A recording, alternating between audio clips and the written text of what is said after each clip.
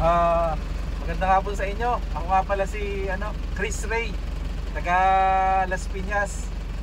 Nandito ako ngayon kay Sir Mon para kumuha ng PDC para magdadagdag ng restriction code.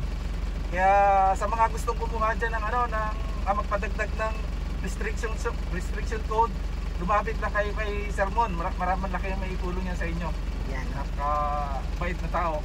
Salamat sir. Sige sir. Sige po. God bless sir. So ayan na po si Sir Chris. Si Sir Chris po is mag-additional code siya ng code 3C.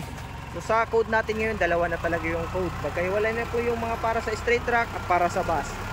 Ang imamaneho nito ni Sir is straight track. So yun ang kukunin niya is code C. So magkahiwalay po.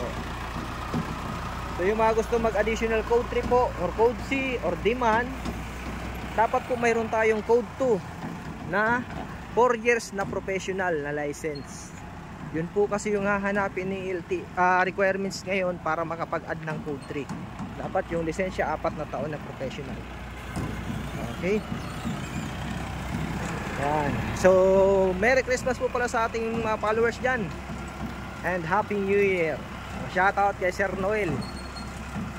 Shout out sa aking mga estudyante na nakakuha na ng code. Okay, ayun.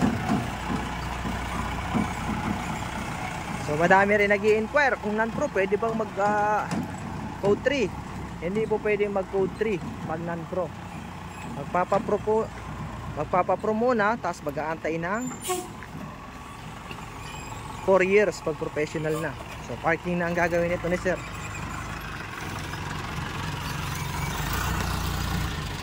Ayan.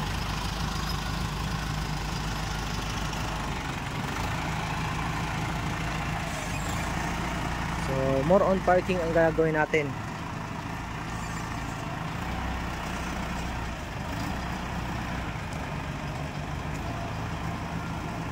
Ayos, mahusay. Gagamitin ni Sir nito sa pagmamaneho niya.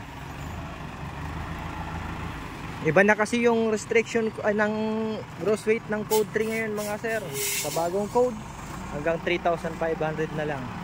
So kung mapapansin mo, itong unit na to is 4,200 yung gross weight niya. Ayun o, nakasulat din. So sa pang code sina po siya.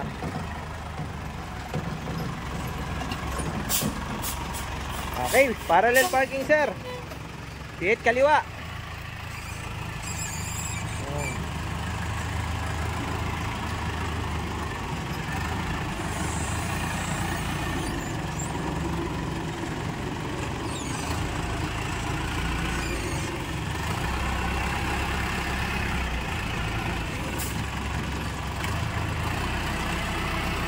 Okay, tingnan natin.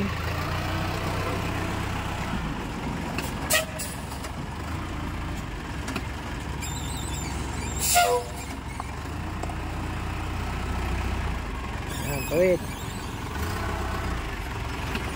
Okay, ayos. Okay na sir. Okay.